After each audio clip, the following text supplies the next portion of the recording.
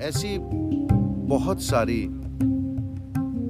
भारतीय या पश्चिमी उपचार तकनीकें हैं जिनका कोई वैज्ञानिक आधार नहीं है, मगर वो काम करती हैं। और मेरा एक निजी अनुभव रहा है। कई साल पहले मेरी पत्नी को कमर के निचले हिस्से में तेज दर्द शुरू हो गया। ये बहुत ही तेज और बहुत बुरा दर्द था।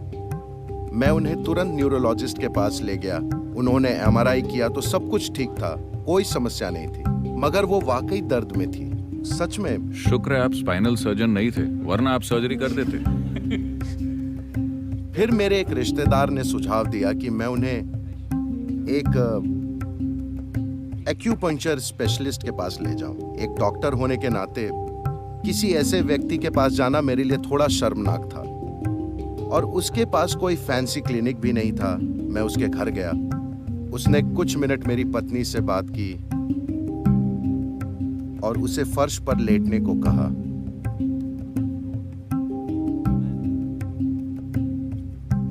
सदगुरु वो लगभग 10 मिनट तक एड़ी से कमर के निचले हिस्से पर दबाव देता रहा। मैं देख रहा था।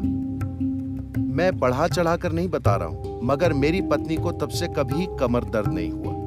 मैं आपको ऐसे हजारों लोग दिखा सकता हूँ, सुइयों के बिना भी, बस यूं ही। मैं मुग्ध था क्योंकि उसने मेरी पत्नी को ठीक कर दिया। उसने वो कर दिया जो मैं 32 साल में नहीं कर पाया। उसने उन्हें ठीक कर दिया। लोगों के उपचार के कई तरीके हैं, और प्रोफेशनल्स होने के नाते हमें उपचार के सभी तरीकों का सम्मान करना चाहिए।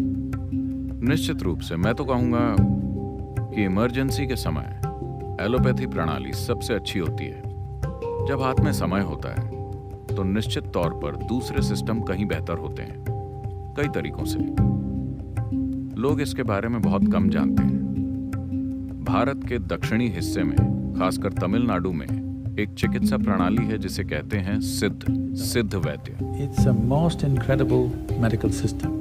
ये एक अद्भुत उपचार प्रणाली है।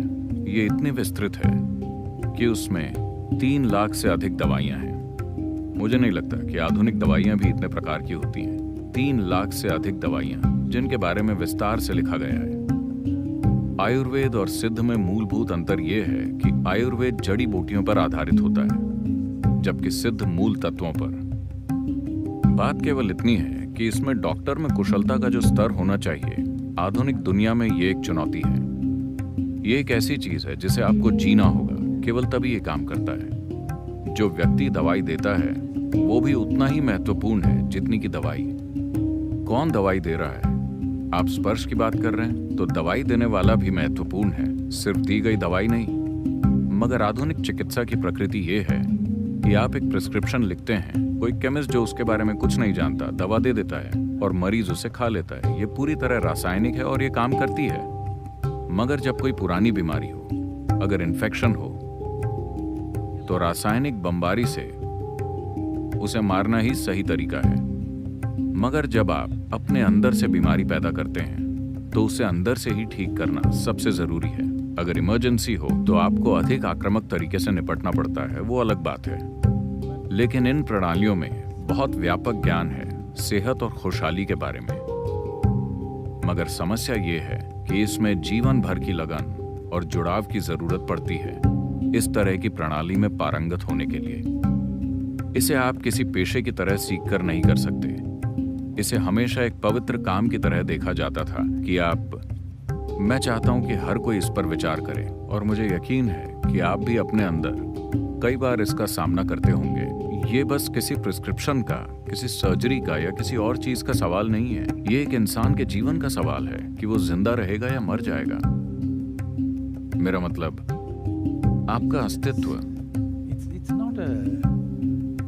ये कोई केस या आंकड़ा नहीं है। उस व्यक्ति के लिए ये उसका इकलौता जीवन है। इसे सिर्फ पेशे की तरह देखा जाने के बजाय कहीं ज्यादा गहराई से देखने की जरूरत है।